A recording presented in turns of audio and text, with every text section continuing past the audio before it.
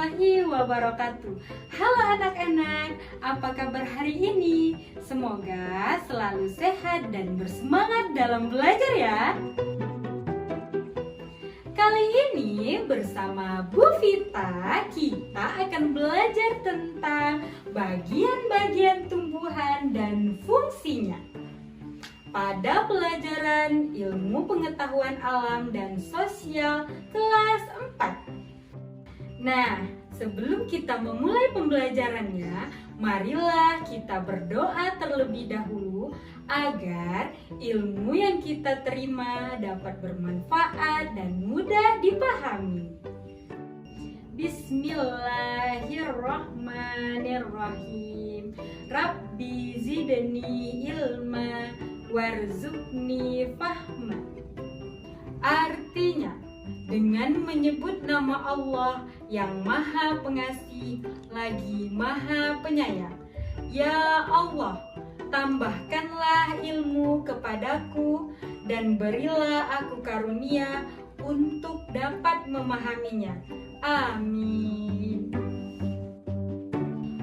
Baiklah, tujuan pembelajaran kita pada kali ini yaitu siswa diharapkan dapat mengidentifikasi bagian-bagian tumbuhan beserta fungsinya.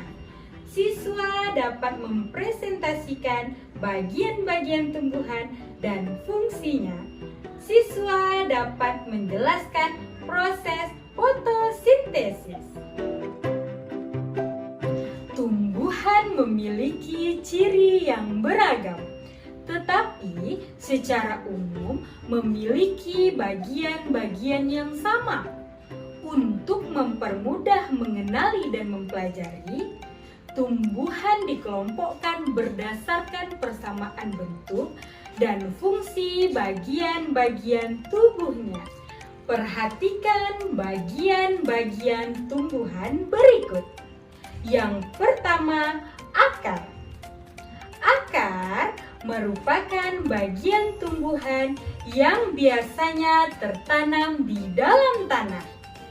Fungsinya sebagai penyokong dan memperkokoh berdirinya tumbuhan, menyerap air dan zat hara dari dalam tanah, serta mengangkut cairan dan zat makanan yang sudah diserap ke seluruh bagian tumbuhan.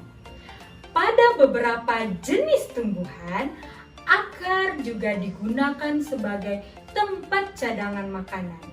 Berdasarkan bentuknya, akar dibedakan menjadi akar serabut dan akar tunggang. Akar serabut merupakan akar yang keluar dari pangkal batang utama dan umumnya bergerombol sebagai pengganti akar tunggang yang tidak berkembang.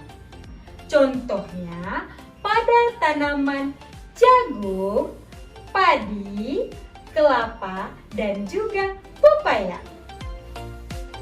Selanjutnya yaitu akar tunggang.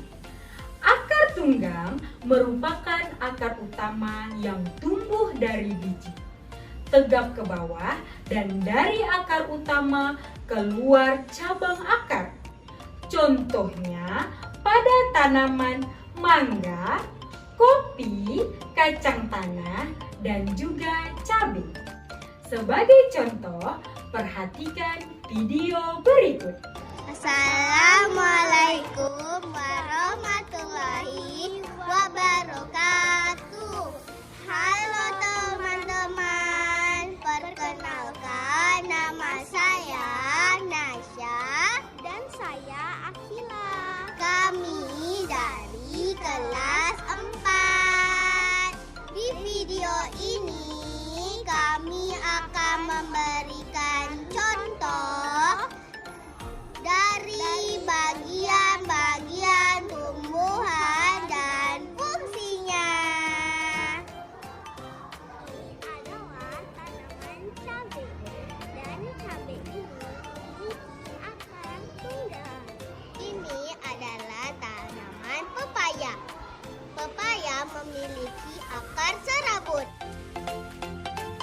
itulah penjelasan dan contoh dari akar tumbuhan.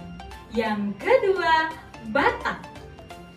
Batang memiliki fungsi untuk menopang bagian tumbuhan yang berada di atas permukaan tanah.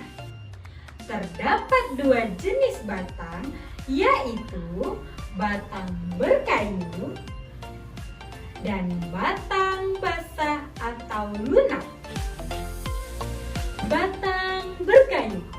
Batang berkayu adalah batang yang bertekstur keras dan kaku. Di dalam batang berkayu juga mengandung kambium. Kambium adalah lapisan batang yang berfungsi untuk memperbanyak sel, sehingga batang membesar.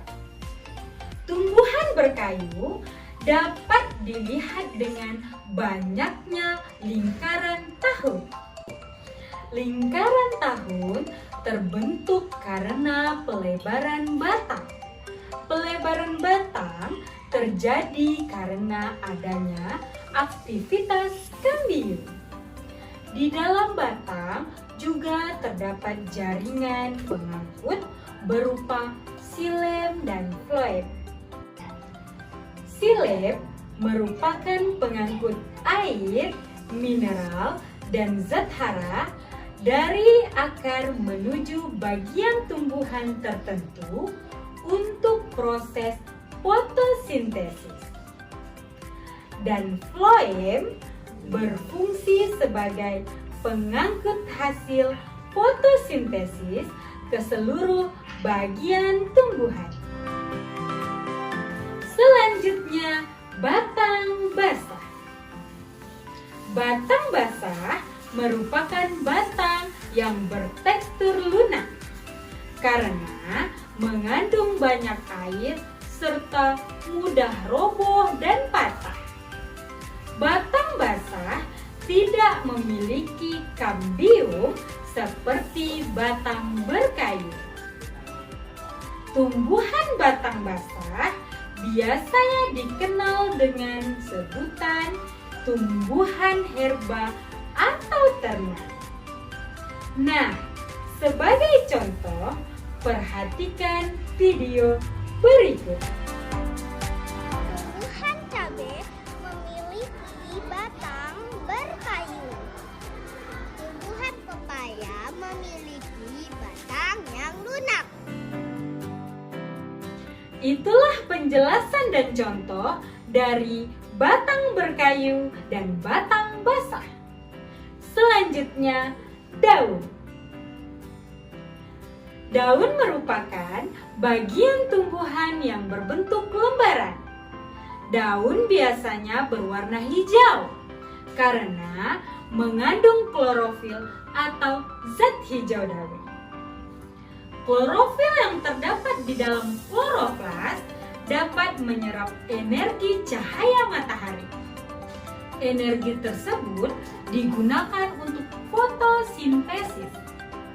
Fotosintesis menghasilkan bahan makanan dan oksigen.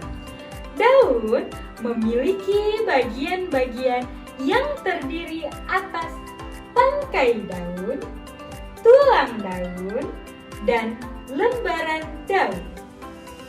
Berdasarkan tulang daunnya, bentuk daun dapat dibedakan menjadi tulang daun menyirip, tulang daun melengkung, tulang daun sejajar, dan tulang daun menjari. Dan berdasarkan jumlah daunnya, dibedakan menjadi daun majemuk dan daun tunggal. Daun kelapa termasuk daun majemuk karena mempunyai beberapa helai daun pada setiap tangkai daunnya. Daun cabai termasuk daun tunggal karena pada satu tangkai hanya terdapat satu daun. Selanjutnya, bunga. Bunga berfungsi sebagai hiasan tumbuhan dan tempat berlangsungnya perkembangbiakan tumbuhan. Perkembangbiakan tumbuhan diawali dengan terjadinya penyerbukan. Penyerbukan adalah peristiwa jatuhnya serbuk sari ke atas kepala putik. Dan yang terakhir, buah. Buah berfungsi sebagai tempat cadangan makanan dan melindungi biji yang merupakan bakal tumbuhan baru. Selanjutnya, proses fotosintesis. Tumbuhan dapat memproduksi makanannya sendiri. Proses pembuatan makanan itu disebut fotosintesis. Apa yang dimaksud fotosintesis? Ayo kita pelajari bersama. Fotosintesis adalah proses pembuatan makanan oleh tumbuhan dengan menggunakan cahaya matahari, air, dan karbon dioksida. Zat makanan yang dihasilkan dalam proses fotosintesis adalah karbohidrat atau glukosa. Dalam proses tersebut, tumbuhan mengubah energi cahaya matahari menjadi energi kimia. Berikut merupakan contoh proses fotosintesis. Tanaman menyerap air, yaitu H2O melalui akarnya, disalurkan ke batang, kemudian ke daun.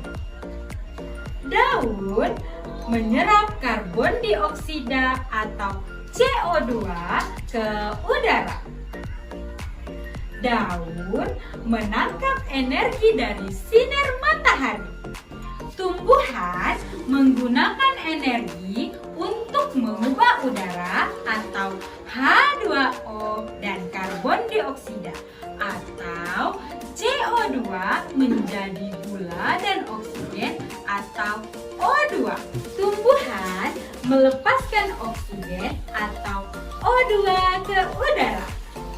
Selanjutnya, tanaman menggunakan buah untuk perkembangan. Nah, itu dia penjelasan materi tentang bagian-bagian tumbuhan dan fungsinya serta proses fotosintesis. Semoga video pembelajaran ini dapat Ananda pahami guna memperluas pengetahuan dalam proses pertumbuhan tanaman. Sebelum Ibu akhiri video pembelajaran kita, ada baiknya kita tutup dengan doa setelah belajar. Bismillahirrahmanirrahim. Subhanakallahumma wa bihamdika asyhadu an la ilaha illa anta astaghfiruka wa atubu ilaika. Artinya, dengan menyebut nama Allah yang Maha Pengasih lagi Maha Penyayang, Maha Suci dan Maha Terpuji Engkau ya Allah. Aku bersaksi bahwa tidak ada Tuhan selain Allah. Aku mohon ampun dan taubat kepadamu. Amin. Assalamualaikum warahmatullahi wabarakatuh.